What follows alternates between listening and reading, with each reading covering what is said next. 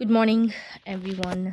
Today हम आपके साथ फिर से शेयर करने वाले हैं कुछ बीएड एंट्रेंस एग्ज़ाम के टीचिंग एप्टीट्यूड एंड एटीट्यूड के कुछ ऐसे क्वेश्चन जो बहुत ही इंपॉर्टेंट रहने वाले हैं। तो पहला क्वेश्चन से शुरू करते हैं, जो कि है national knowledge commission is headed by, राष्ट्रीय ज्ञान आयोग जो है उसके अध्यक्ष है Sam Pitroda.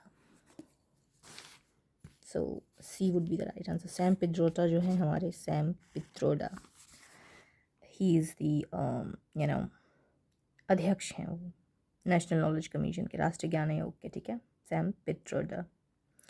Which of the following commission suggested silence meditation was a part of moral value? निम्नलिखित में से किस आयोग ने नैतिक मूल्यों के एक भाग के रूप में मौन ध्यान का सुझाव दिया है?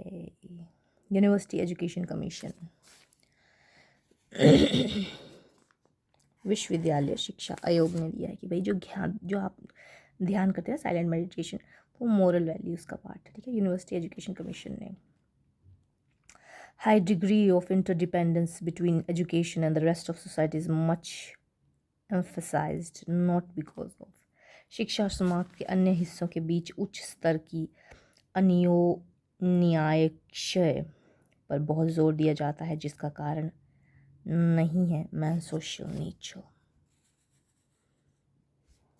मनुष्य की सामाजिक प्रकृति। Next question, the 1968 National Policy Teacher Education adoption by the Indian government laid stress on the following aspects of teachers education. Bharat सरकार द्वारा अपनाई गई 1968 की राष्ट्रीय नीति शिक्षक शिक्षा के निम्नलिखित पहलू पर जोर दिया गया है: adequate emolument and academic freedom of teacher, यानी कि शिक्षकों के लिए पर्याप्त प्रलब्धियाँ और शैक्षणिक स्वतंत्रता। जी हाँ, the concept of SUPW was elucidated by, मतलब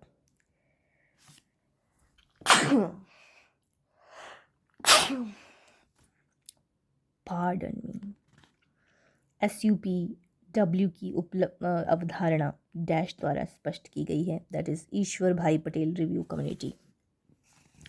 ये थे जी ईश्वर भाई पटेल समिति जिन्होंने SUPW की जो अवधारणा को स्पष्ट किया था। The last important challenge of Indian education today is presented by poverty of masses, यानी कि जनता की गरीबी। भारतीय शिक्षा के लिए आज की अंतिम महत्वपूर्ण चुनौती किसके द्वारा प्रस्तुत की गई है? जनता की। यानी भारतीय शिक्षा के लिए आज की अंतिम महत्वपूर्ण चुनौती किसके द्वारा प्रस्तुत की है?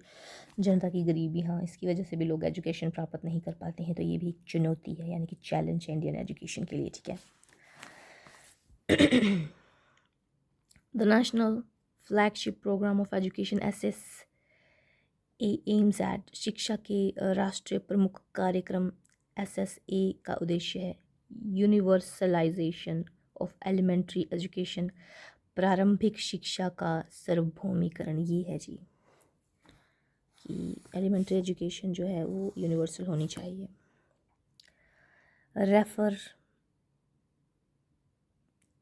Refresh courses for teacher education in secondary level are conducted by, माध्यमिक स्तर पर शिक्षक शिक्षा के लिए पूर्णशचार्य पाठ्यक्रम निम्न द्वारा संचालित किए जाते हैं: स्टेट इंस्टीट्यूट ऑफ एजुकेशन, राज्य शिक्षा संस्था।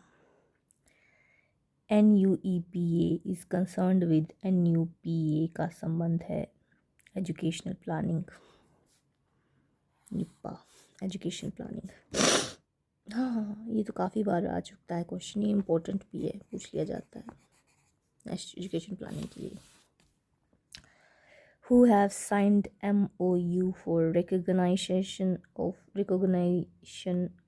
of teacher education in special education program in India? Bharat में विशेष शिक्षा कार्यक्रम में शिक्षक शिक्षा की मान्यता के लिए किसने समझौता ज्ञापन पर हस्ताक्षर किए थे?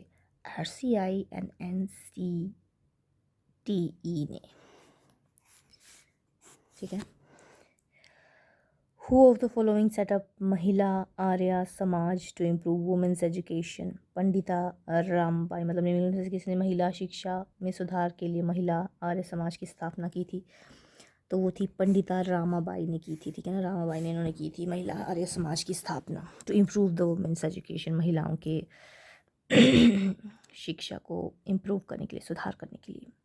One of the following organization was not associated with the national education movement in the early, यहाँ पे ई आएगा, अर्ली 19th सेंचुरी, यानी कि 20वीं सदी की शुरुआत में निम्नलिखित संगठनों में से एक राष्ट्रीय शिक्षा आंदोलन से जुड़ा नहीं था, और वो थी अनुशीलन समिति ऑफ बरिंद्र कुमार घोष, बरिंद्र कुमार घोष की अनुशीलन समिति 20वीं सदी की शुरुआत में ये संगठनों में नहीं था, ठीक है। Which of the following committee recommended for improvement of teacher education program? Ram Murti committee, that is Ram Murti committee. निम्नलिखित में से किस समिति ने शिक्षक शिक्षा कार्यक्रम में सुधार के लिए सिफारिश की थी? राम मूर्ति समिति ने। The NEP 2020 replaced the National Education Policy and National Policy of Education, मतलब इन दोनों को रिप्लेस किया था, तो ए और बी बोथ आएगा। किसने 2020 में ये दोनों जो थे रिप्लेस कर दिए गए थे।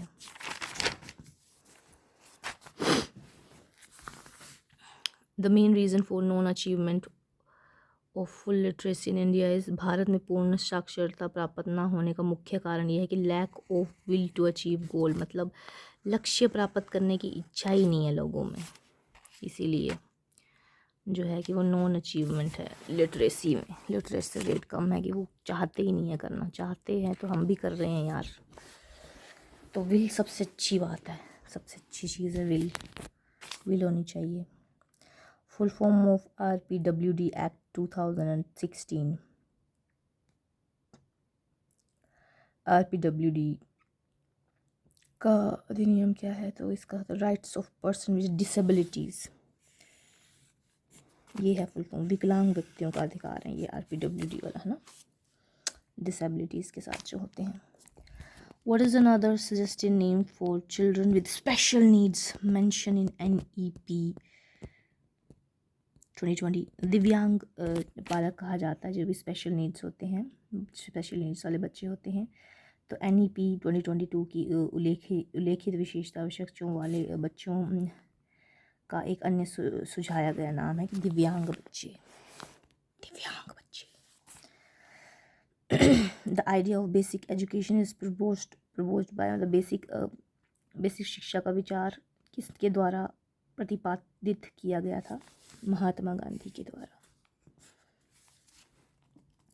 National council of education research is training was established bye, राष्ट्रीय शिक्षक अनुसंधान और परीक्षण परिषद की स्थापना की गई थी 1961 में।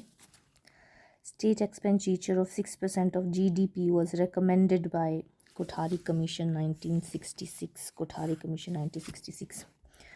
If majority of student in the class are weak you should, मतलब यदि क्लास में अधिकांश छात्र कमज़ोर हैं तो आपको क्या करना चाहिए? Keep your teaching slow along with some extra guidance in bright pupils, मतलब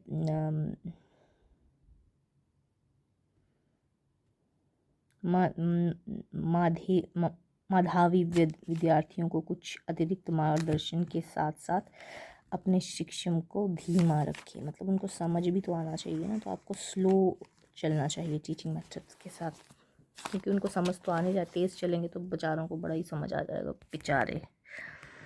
the field of education is permitted by conflicts and misconception because, मतलब शिक्षा का क्षेत्र संघर्षों और भ्रांतियों से भरा है क्योंकि, मतलब क्योंकि problems encountered in teaching are not amenable to rigorous scientific investigation, शिक्षण में आने वाली समस्याएं कठोर वैज्ञानिक जांच के लिए उत्तरदायी नहीं है।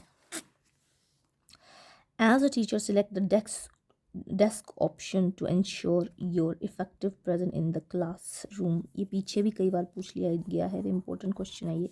एक शिक्षक के रूप में कक्षा में अपनी प्रभावी उपस्थिति सुनिश्चित करने के लिए सर्वोत्तम विकल्प का चयन करें। तो आपको अडोप्ट करना है एक वेल एस्टैब्लिश पोस्चर, अच्छी तरह से स्थापित मुद्रा को, मुद्रा मापन, ठीक है। Next question is the use of teaching add is justified